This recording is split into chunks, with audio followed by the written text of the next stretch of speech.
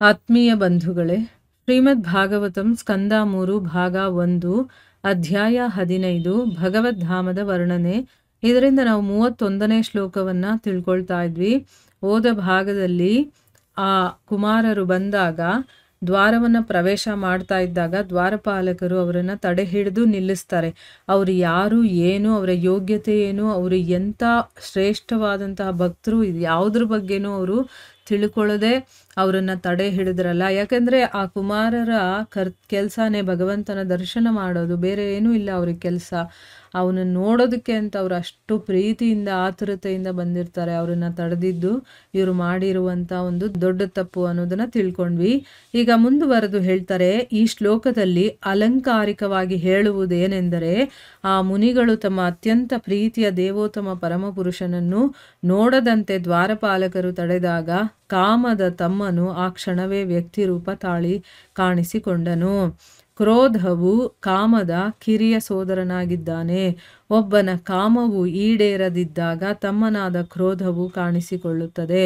ಕುಮಾರರಂತಹ ಶ್ರೇಷ್ಠ ಸಾಧು ಪುರುಷರೂ ಕೂಡ ಸಿಟ್ಟಾದರು ಎಂಬುದನ್ನು ನಾವಿಲ್ಲಿ ಗುರುತಿಸಿಕೊಳ್ಳಬಹುದು. ಆದರೆ ಅವರು ಸಿಟ್ಟಾದುದು ತಮ್ಮ ವೈಯಕ್ತಿಕ ಸ್ವಾರ್ಥಕ್ಕಾಗಿ ಅಲ್ಲ. ಅವರು ದೇವೋತ್ತಮ ಪರಮ ಪುರುಷನನ್ನು ಕಾಣುವುದಕ್ಕೆ ಅರಮನೆಯೊಳಗೆ ಪ್ರವೇಶಿಸುವಾಗ ತಡೆಯಲ್ಪಟ್ಟ ಕಾರಣ ಕ್ರುದ್ಧರಾದರು. ಆದುದರಿಂದ ಪರಿಪೂರ್ಣತೆಯ ಹಂತದಲ್ಲಿದ್ದಾಗ ಯಾವನೂ ಕೋಪಗೊಳ್ಳಬಾರದು ಎಂಬ ಸಿದ್ಧಾಂತಕ್ಕೆ ಈ ಶ್ಲೋಕದ ಸಮರ್ಥನೆ ಇರುವುದಿಲ್ಲ. ಬಂಧ ಮುಕ್ತ ಸ್ಥಿತಿಯಲ್ಲಿಯೂ ಕ್ರೋಧ ಮುಂದುವರಿಯುತ್ತದೆ. ಇಲ್ಲಿ ಗುರುಗಳೇನು ಹೇಳ್ತಾ ಇದ್ದಾರೆ ಅಂದರೆ, ಇಲ್ಲಿ ನಾವೇನು ಅರ್ಥ ಮಾಡ್ಕೋಬೇಕು ಈ ಶ್ಲೋಕದಲ್ಲಿ ಅಂದರೆ, ಈ ಮುನಿಗಳು ತುಂಬ ಪ್ರೀತಿ ಪಾತ್ರನಾದಂತಹ ಭಗವಂತನನ್ನ ನೋಡಬೇಕು ಅಂತ ಹೊರಟಾಗ ಅವನನ್ನ ನೋಡಬಾರದು ಅಥವಾ ನೀವು ಒಳಗಡೆ ಹೋಗಬಾರ್ದು ಅಂತ ದ್ವಾರಪಾಲಕರು ತಡೆದಾಗ ಕಾಮದ ತಮ್ಮ, ಈಗ ನೋಡಿ ಕಾಮನೆ ಬಂತು ಅವ್ರಿಗೆ. ಭಗವಂತನನ್ನ ನೋಡಬೇಕು ಅನ್ನೋದು ಒಂದು ಇಚ್ಛೆ ತಾನೆ, ಕಾಮನೆ ತಾನೆ. ಸೊ ಆ ಭಗವಂತನನ್ನ ನೋಡೋದಕ್ಕೆ ತಡೆ ಹಿಡಿದಾಗ ಅಂದರೆ ಈಗ ಕಾಮ ಪೂರ್ತಿ ಆಗಿಲ್ಲ, ತಮ್ಮ ಇಚ್ಛೆ ಪೂರ್ತಿ ಆಗದೇ ಇರುವ ಕಾರಣದಿಂದ ಏನಾಯಿತು, ತಕ್ಷಣನೇ ಆ ಕಾಮದ ತಮ್ಮ ಯಾರು, ಕ್ರೋಧ, ಕಾಮನೆ ಪೂರ್ತಿ ಆಗಲಿಲ್ಲ ಅಂತಂದರೆ ತಮ್ಮ ಬಂದ್ಬಿಡ್ತಾನೆ, ಕೋಪ ಅನ್ನೋದು ಬಂದ್ಬಿಡುತ್ತೆ. ತಕ್ಷಣನೇ ಒಂದು ವ್ಯಕ್ತಿ ರೂಪವನ್ನು ತಾಳ್ಬಿಟ್ಟಿದ್ದಾನೇನೋ ಅನ್ನೋ ರೀತಿ ಅವರು ಅಷ್ಟು ಕೋಪ ಮಾಡ್ಕೊಂಡ್ಬಿಟ್ಟಿದ್ದಾರೆ. ಈ ಕೋಪ ಅನ್ನೋದು ಕಾಮದ ಕಿರಿಯ ಸೋದರ. ಒಬ್ಬ ಮನುಷ್ಯನ ಕಾಮನೆ ಅನ್ನೋದು ಈಡೇರದೇ ಇದ್ದಾಗ ಅದು ಕಾಣಿಸ್ಕೊಳ್ಳೋದು ಸಹಜ. ಕುಮಾರರಂತಹ ಶ್ರೇಷ್ಠ ಪುರುಷರಿಗೂ ಕೂಡ ಕೋಪ ಬರುತ್ತಾ? ಇವರೆಲ್ಲ ಕಾಮ, ಕ್ರೋಧ, ಲೋಭ, ಮೋಹ ಇದನ್ನೆಲ್ಲ ಬಿಟ್ಟಿರುವಂಥವ್ರಲ್ವಾ, ಇವ್ರಿಗೆ ಯಾಕೆ ಕೋಪ ಬಂತು? ಹಾಗಾದರೆ ಇವರು ಭಗವಂತನನ್ನು ನೋಡಬೇಕು ಅಂತ ಇಚ್ಛೆ ಇಟ್ಕೊಂಡಿದಾರಲ್ಲ, ಅದು ಕಾಮ ಅಂತ ಅನ್ನಿಸ್ಕೊಳ್ಳುತ್ತಾ ಅಂತೆಲ್ಲ ನಮಗೆ ಬರುತ್ತಲ್ವಾ. ಸೊ ಈಗ ನೋಡಿ, ಈ ಕುಮಾರರೂ ಕೂಡ ಸಿಟ್ಟಾದ್ರು ಅನ್ನೋದನ್ನ ನಾವಿಲ್ಲಿ ತಿಳ್ಕೊಂಡಾಗ ಹೌದು, ಅವ್ರಿಗೂ ಕೂಡ ಸಿಟ್ಟು ಬಂತು. ಅಂದರೆ ಆತ್ಮ ಸಾಕ್ಷಾತ್ಕಾರವಾಗಿ ಭಗವಂತನ ಪ್ರಾಪ್ತಿ ಆದವ್ರಿಗೂ ಕೂಡ ಕೋಪ ಬರುತ್ತೆ ಅನ್ನೋದು ನಮಗಿಲ್ಲಿ ಗೊತ್ತಾಯ್ತು. ಆದರೆ ಇದು ತಮ್ಮ ಸ್ವಂತ ವೈಯಕ್ತಿಕ ಸ್ವಾರ್ಥಕ್ಕೋಸ್ಕರ ಅಲ್ಲ ಬಂದಿರೋದು. ಇದು ನಾವು ತಿಳ್ಕೊಬೇಕಾಗಿರುವಂಥ ವಿಚಾರ. ಇಲ್ಲಿ ನಮಗೆ ಕೋಪ ಬರೋದು ಯಾವಾಗ ಅಂತಂದರೆ, ನಾವೇನೋ ಒಂದು ಆಸೆ ಪಟ್ಟಿರ್ತೀವಿ ನಮ್ಮ ಇಂದ್ರಿಯಗಳನ್ನು ತೃಪ್ತಿಪಡಿಸ್ಕೊಳ್ಳೋದಕ್ಕೆ, ಅದು ಈಡೇರದೇ ಇದ್ದಾಗ ನಮಗೆ ಕೋಪ ಬರುತ್ತಲ್ಲ, ಅದು ಬೇರೆ. ಇಲ್ಲಿ ತಮ್ಮ ಸ್ವಾರ್ಥಕ್ಕೋಸ್ಕರ ಏನೂ ಬಯಸ್ತಾ ಇಲ್ಲ, ಭಗವಂತನಿಗೋಸ್ಕರ ಅವರು ಕಾಮನೆಯನ್ನು ಇಟ್ಕೊಂಡಿರೋದು, ಅದಕ್ಕೋಸ್ಕರ ಇಲ್ಲಿ ಕೋಪ ಬಂದಿರೋದು ಅವ್ರಿಗೆ. ಅಂದರೆ ಇಲ್ಲಿ ವೈಯಕ್ತಿಕ ಸ್ವಾರ್ಥಕ್ಕೋಸ್ಕರ ಅಲ್ಲ, ಆ ಭಗವಂತನನ್ನು ನೋಡೋದಕ್ಕೆ ಅವರು ಆ ಒಂದು ದ್ವಾರವನ್ನು ಪ್ರವೇಶ ಮಾಡಿದಾಗ ತಡೀತಾರೆ ಅನ್ನುವಂಥ ಕಾರಣಕ್ಕೆ ಅವ್ರಿಗೆ ಕೋಪ ಬಂತು. ಅಂದರೆ ಇಲ್ಲಿ ಗುರುಗಳೇನು ಹೇಳ್ತಾ ಇದ್ದಾರೆ ಅಂದರೆ, ಪರಿಪೂರ್ಣತೆಯ ಹಂತದಲ್ಲಿ ಇರುವಂಥವ್ರು ಕೋಪ ಮಾಡ್ಕೋಬಾರ್ದು ಅಂತ ಹೇಳ್ತಾರಲ್ಲ, ಈ ಶ್ಲೋಕ ಅದಕ್ಕೆ ಒಪ್ಪಿಗೆ ಕೊಡೋದಿಲ್ಲ. ಅಂದರೆ ಈ ಶ್ಲೋಕ ಅದಕ್ಕೆ ಸಮರ್ಥನೆ ಕೊಡೋದಿಲ್ಲ ಅಂತ ಹೇಳ್ತಾ ಇದ್ದಾರೆ. ಅಂದರೆ ಏನು, ಬಂಧಮುಕ್ತ ಸ್ಥಿತಿಯಲ್ಲೂ ಕೂಡ ಕೋಪ ಅನ್ನೋದು ಮುಂದುವರಿಯತ್ತೆ ಅನ್ನೋದನ್ನ ನಾವಿಲ್ಲಿ ಅರ್ಥ ಮಾಡ್ಕೋಬೇಕು. ಅಂದರೆ ಮುಕ್ತ ಸ್ಥಿತಿಯಲ್ಲಿ ಕಾಮ, ಕ್ರೋಧ, ಕೋಪ ಇದೆಲ್ಲ ಇರಬಾರ್ದು ಅಂತ ಕೆಲವೊಂದು ಸಿದ್ಧಾಂತಗಳನ್ನು ಹೇಳ್ತಾರೆ.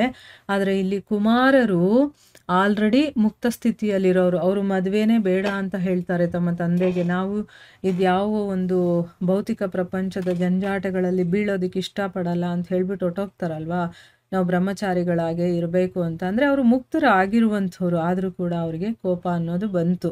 ಅಂದರೆ ಅದು ಮುಂದುವರಿಯುತ್ತೆ, ಆದರೆ ಅದು ಸ್ವಾರ್ಥಕ್ಕೆ ಇರೋದಿಲ್ಲ ಅದು ಅನ್ನೋದು ಗೊತ್ತಾಯಿತು. ಭಗವಂತನಿಗೋಸ್ಕರ ಅವರು ಕೋಪ ಮಾಡ್ಕೊಳ್ತಾರೆ. ಈ 4 ಮಂದಿ ಭಿಕ್ಷುಕ ಸೋದರರಾದ ಕುಮಾರರು ಮುಕ್ತ ಸ್ಥಿತಿಯ ಪುರುಷರೆಂದು ಎಣಿಸಲ್ಪಟ್ಟವರು. ಆದರೂ ಅವರೂ ಕೋಪಗೊಳ್ಳಲು ಕಾರಣವೇನೆಂದರೆ ಅವರು ಮಾಡತಕ್ಕ ಭಗವಂತನ ಸೇವೆಗೆ ಪ್ರತಿಬಂಧವನ್ನು ಹೊಂದಿದ್ದಾರೆ. ಒಬ್ಬ ಸಾಮಾನ್ಯ ಮನುಷ್ಯನ ಕೋಪಕ್ಕೂ ಓರ್ವ ಮುಕ್ತ ಸ್ಥಿತಿಯ ವ್ಯಕ್ತಿಯ ಕೋಪಕ್ಕೂ ವ್ಯತ್ಯಾಸವಿದೆ. ಸಾಮಾನ್ಯ ಮನುಷ್ಯನು ತನ್ನ ಇಂದ್ರಿಯೇಚ್ಛೆಗಳು ಈಡೇರದಿದ್ದಾಗ ಕೋಪಗೊಳ್ಳುವನು.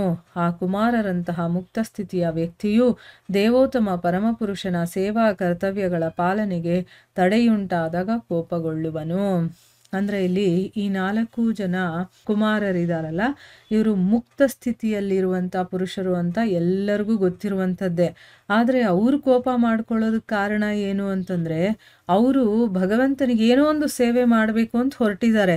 ಅದಕ್ಕೆ ಯಾರಾದರೂ ತಡೆ ಮಾಡಿದಾಗ ಅವರು ಕೋಪ ಬರುತ್ತೆ. ಈಗ ನಮಗೂ ಅಷ್ಟೇ, ಭಗವಂತನ ವಿಚಾರದಲ್ಲಿ ಏನಾದರೂ ನಾವು ಮಾಡೋಕ್ಕೆ ಹೋದಾಗ ನಮಗೆ ಅಡೆತಡೆಗಳು ಬಂದಾಗ ನಮಗೆ ಕೋಪ ಬರುತ್ತೆ, ಬೇಜಾರಾಗುತ್ತೆ, ಇದೆಲ್ಲ ಆಗುತ್ತೆ. ಅಲ್ಲಿ ಸ್ವಾರ್ಥ ಇರಬಾರ್ದು ಅಷ್ಟೇ. ಭಗವಂತನ ಸೇವೆ ಮಾಡಬೇಕು ಅನ್ನುವಂಥ ಒಂದೇ ಒಂದು ಮನಸ್ಥಿತಿ ಇರಬೇಕು. ಸೊ ಇಲ್ಲಿ ಸಾಮಾನ್ಯ ಮನುಷ್ಯ ಕೋಪ ಮಾಡ್ಕೊಳ್ಳೋದಕ್ಕೂ ಒಬ್ಬ ಮುಕ್ತ ಸ್ಥಿತಿಯಲ್ಲಿರುವಂತಹ ವ್ಯಕ್ತಿ ಕೋಪ ಮಾಡ್ಕೊಳ್ಳೋದಕ್ಕೂ ತುಂಬ ವ್ಯತ್ಯಾಸ ಇರುತ್ತೆ. ಈಗ ಸಾಮಾನ್ಯ ಮನುಷ್ಯ ಏನು ಮಾಡ್ತಾನೆ, ತನ್ನ ಇಂದ್ರಿಯಗಳಿಗೇನೋ ಒಂದು ಸುಖ ಬೇಕಾಗಿರುತ್ತೆ, ಆ ಇಚ್ಛೆಗಳು ಇರುತ್ತೆ, ಅದು ಈಡೇರದೇ ಇದ್ದಾಗ ಅವನು ಕೋಪ ಮಾಡ್ಕೊಳ್ತಾನೆ. ಆದರೆ ಕುಮಾರರಂತಹ ಮುಕ್ತ ಸ್ಥಿತಿಯಲ್ಲಿರುವಂತಹ ವ್ಯಕ್ತಿಗಳೇನು ಮಾಡ್ತಾರೆ, ಆ ಭಗವಂತನ ಸೇವಾ ಕರ್ತವ್ಯಗಳ ಪಾಲನೆ, ನಾನು ಇದು ಮಾಡಬೇಕು, ಭಗವಂತನ ಸೇವೆ ಮಾಡಬೇಕು ಅಂತ ಏನೋ ಒಂದು ಮಾಡ್ತಿರ್ತಾರ, ಅದರಲ್ಲಿ ಏನಾದರೂ ತಡೆ ಉಂಟಾದಾಗ ಅವ್ರಿಗೆ ಕೋಪ ಬರುತ್ತೆ ಅನ್ನೋದು ಇದರ ಅರ್ಥ. ಆ ಕುಮಾರರು ಮುಕ್ತ ಸ್ಥಿತಿಯ ವ್ಯಕ್ತಿಗಳೆಂಬುದಾಗಿ ಹಿಂದಿನ ಪದ್ಯದಲ್ಲಿ ವಿಶದವಾಗಿ ತಿಳಿಸಲಾಗಿದೆ. ವಿದಿತಾತ್ಮ ತತ್ವ ಎಂದರೆ ಆತ್ಮ ಸಾಕ್ಷಾತ್ಕಾರದ ತತ್ವವನ್ನು ತಿಳಿದವನು. ಆತ್ಮ ಸಾಕ್ಷಾತ್ಕಾರದ ತತ್ವವನ್ನು ತಿಳಿದವನನ್ನು ಅಜ್ಞಾನಿ ಎನ್ನುವರು. ಆದರೆ ಆತ್ಮವನ್ನು, ಪರಮಾತ್ಮವನ್ನು, ಅವರ ಪರಸ್ಪರ ಸಂಬಂಧವನ್ನು ಮತ್ತು ಆತ್ಮ ಸಾಕ್ಷಾತ್ಕಾರದ ಚಟುವಟಿಕೆಗಳನ್ನು ತಿಳಿಯತಕ್ಕವನನ್ನು ವಿದಿತಾತ್ಮ ತತ್ವನೆಂದು ಕರೆಯಲಾಗಿದೆ. ನೋಡಿ, ಕುಮಾರರು ಮುಕ್ತ ಸ್ಥಿತಿಯಲ್ಲಿದ್ದವರು ಅನ್ನೋದನ್ನ ನಾವು ಹಿಂದಿನ ಶ್ಲೋಕದಲ್ಲೇ ತಿಳ್ಕೊಂಡಿದ್ದೀವಿ.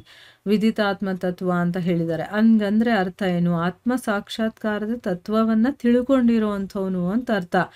ಆತ್ಮ ಸಾಕ್ಷಾತ್ಕಾರದ ತತ್ವವನ್ನ ಯಾರು ತಿಳ್ಕೊಂಡಿರೋದಿಲ್ವೋ ಅವನನ್ನ ಅಜ್ಞಾನಿ ಅಂತ ಕರೀತಾರೆ.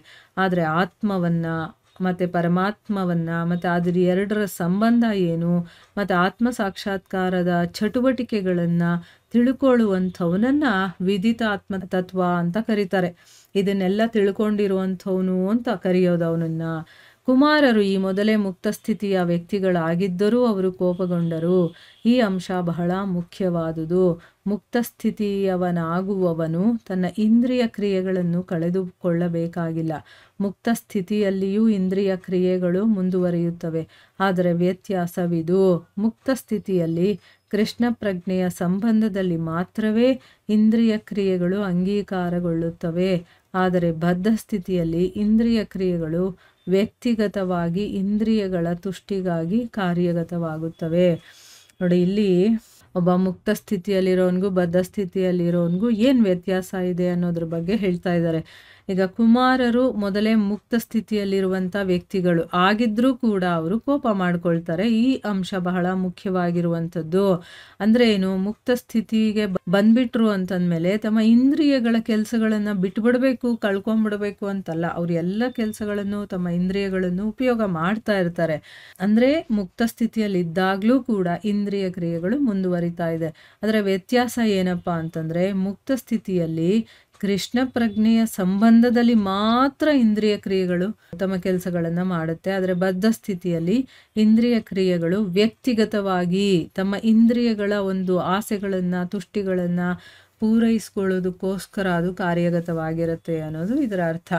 ಮುಕ್ತ ಸ್ಥಿತಿಯಲ್ಲಿರೋನು ಭಗವಂತನಿಗೋಸ್ಕರ, ಅವನ ಸೇವೆ ಮಾಡೋದಕ್ಕೋಸ್ಕರ ತನ್ನ ಇಂದ್ರಿಯಗಳನ್ನು ಉಪಯೋಗ ಮಾಡ್ತಿರ್ತಾನೆ, ಈ ದೇಹವನ್ನು ಉಪಯೋಗ ಮಾಡ್ತಿರ್ತಾನೆ, ತನ್ನ ಮಾತನ್ನು ಉಪಯೋಗ ಮಾಡ್ತಿರ್ತಾನೆ, ಕಣ್ಣನ್ನು, ಕಿವಿಯನ್ನು ಎಲ್ಲವನ್ನು ಕೂಡ ಭಗವಂತನಿಗೋಸ್ಕರ ಉಪಯೋಗ ಮಾಡ್ತಿರ್ತಾನೆ. ಅಂದರೆ ಆ ಕೆಲಸಗಳಿಗೆ ಉಪಯೋಗಿಸ್ತಾನೆ. ಆದರೆ ಬದ್ಧ ಸ್ಥಿತಿಯಲ್ಲಿರುವಂಥವ್ನು ಏನು ಮಾಡ್ತಾನೆ, ತನ್ನ ಇಂದ್ರಿಯಗಳನ್ನು ತೃಪ್ತಿಪಡಿಸ್ಕೊಳ್ಬೇಕು, ತಾನು ಆನಂದ ಪಡಬೇಕು ಅನ್ನೋದಕ್ಕೋಸ್ಕರ ಅವನು ತನ್ನ ಇಂದ್ರಿಯಗಳನ್ನು ಉಪಯೋಗ ಅಂದರೆ ತನ್ನ ಇಂದ್ರಿಯಗಳಿಗೆ ತೃಪ್ತಿಪಡಿಸೋದಕ್ಕೆ ಅವನ ಕೆಲಸಗಳನ್ನು ಮಾಡ್ತಿರ್ತಾನೆ ಅಂತ ಅರ್ಥ. ಸೊ ಮುಕ್ತ ಸ್ಥಿತಿಯಲ್ಲಿರೋರು ಎಲ್ಲ ಪಡ್ಕೊಂಡ್ಬಿಟ್ಟಿದ್ದಾರೆ, ಅವರಿಗೆ ಆತ್ಮ ಸಾಕ್ಷಾತ್ಕಾರ ಆಗಿಬಿಟ್ಟಿದೆ ಅಂದಿದ ತಕ್ಷಣ ಅವ್ರು ಸುಮ್ಮನೆ ಒಂದು ಕಡೆ ಕೂತ್ಕೊಂಡ್ಬಿಡೋದಿಲ್ಲ.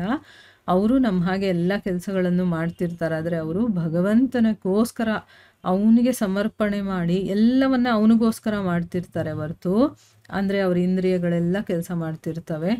ಆದರೆ ಒಬ್ಬ ಬದ್ಧ ಸ್ಥಿತಿಯಲ್ಲಿ ಇರೋವಂಥವ್ನು ಏನು ಮಾಡ್ತಾನೆ, ತನ್ನ ಸ್ವಂತಕ್ಕೋಸ್ಕರ ಅವನು ಎಲ್ಲ ಮಾಡ್ಕೊಳ್ತಿರ್ತಾನೆ. ತನ್ನ ಇಂದ್ರಿಯಗಳನ್ನು ತೃಪ್ತಿಪಡಿಸ್ಬೇಕು, ಆ ಮನಸ್ಸು ಹೇಳ್ದಾಗ ಕೇಳೋದು ಎಲ್ಲವನ್ನ ತನ್ನ ಸ್ವಂತಕ್ಕೆ ಮಾಡ್ಕೊಳ್ತಾ ಇರ್ತಾನೆ ಅನ್ನೋದು ಇದರ ಅರ್ಥ. ಈ ಒಂದು ಡಿಫ್ರೆನ್ಸ್ನ ನಾವು ಅರ್ಥ ಮಾಡ್ಕೋಬೇಕು. ಅದಕ್ಕೋಸ್ಕರನೇ ಯಾರಿಗೆ ಭಗವಂತನ ಸಾಕ್ಷಾತ್ಕಾರ ಆಗ್ಬಿಟ್ಟಿರುತ್ತೋ ಅವ್ರು ಯಾಕೆ ಇದನ್ನೆಲ್ಲ ಮಾಡ್ತಾರೆ, ಅವ್ರು ಯಾಕೆ ಇದನ್ನೆಲ್ಲ ಮಾತಾಡ್ತಾರೆ, ಆ ರೀತಿಯಲ್ಲ. ಅವರು ಕೂಡ ನಮ್ಮ ಥರನೇ ಮನುಷ್ಯರು. ಆದರೆ ಅವರು ಯಾವುದು ವಾಸ್ತವತೆ ಅನ್ನೋದನ್ನ ತಿಳ್ಕೊಂಡಿರ್ತಾರೆ. ಅದಕ್ಕೋಸ್ಕರ ಅವರು ಅದನ್ನೆಲ್ಲ ಭಗವಂತನ ಒಂದು ಕಾರ್ಯಕ್ಕೋಸ್ಕರ ಉಪಯೋಗ ಮಾಡ್ತಾರೆ ಹೊರತು ಎಲ್ಲವನ್ನ ಬಿಟ್ಟು ಸುಮ್ಮನೆ ಕೂತ್ಕೊಳ್ಳೋದಕ್ಕೆ ಆಗೋದಿಲ್ಲ. ಯಾಕಂದರೆ ಭಗವಂತ ಭಗವದ್ಗೀತೆಯಲ್ಲಿ ಸ್ವಯಂ ಹೇಳಿದ್ದಾನೆ, ಈ ಜಗತ್ತಲ್ಲಿ ಜೀವಿ ಇರಬೇಕು ಅಂತಂದರೆ ನಹಿ ಕಶ್ಚಿತ್ ಕ್ಷಣಮಪಿ, ಒಂದು ಕ್ಷಣ ಕೂಡ ಅವನು ಸುಮ್ಮನೆ ಕೂತ್ಕೊಳ್ಳೋದಕ್ಕೆ ಸಾಧ್ಯನೇ ಇಲ್ಲ, ಏನಾದರೂ ಒಂದು ಮಾಡ್ತಾ ಇರಬೇಕು. ಅದಕ್ಕೋಸ್ಕರ ಭಗವಂತನಿಗಾಗಿ ನಾವು ಎಲ್ಲವನ್ನ ಮಾಡ್ತಾ ಇದ್ದಾಗ ನಮಗೆ ಕರ್ಮ ಬಂಧನಗಳು ಕೂಡ ಇರೋದಿಲ್ಲ. ಆಯಿತಾ? ಇಲ್ಲಿಗೆ ನಾವು ಅಟ್ಯಾಚ್ ಮಾಡ್ಕೊಳ್ತಾ ಹೋದರೆ ಭಗವದ್ಗೀತೆಯಲ್ಲಿರುವಂಥ ತತ್ವಗಳೆಲ್ಲ ನಮಗೆ ನೆನಪರುತ್ತೆ. ಆ ಭಗವದ್ಗೀತೆಯಲ್ಲಿ ಏನು ತತ್ವಗಳನ್ನು ಭಗವಂತ ಕೊಟ್ಟಿದ್ದಾನೋ ಅದು ಒಂದು ಇನ್ಸ್ಟ್ರಕ್ಷನ್ಸ್ ಥರ ಇದೆ.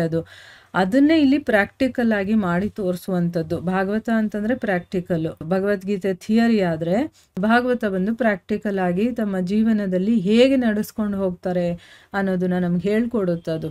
ಆಯಿತಾ? ಅದಕ್ಕೋಸ್ಕರ ಭಗವದ್ಗೀತೆ ಮತ್ತು ಭಾಗವತ ಜೊತೆಯಾಗಿ ನಾವು ಅಧ್ಯಯನ ಮಾಡ್ತಾ ಇದ್ದರೆ ಎರಡೂ ನಮಗೆ ಚೆನ್ನಾಗಿ ಅರ್ಥ ಆಗ್ತಾ ಹೋಗುತ್ತೆ. ಸೊ ಇಲ್ಲಿಗೆ ನಾವು ನಿಲ್ಲಿಸೋಣ. ಹರೇ ಕೃಷ್ಣ.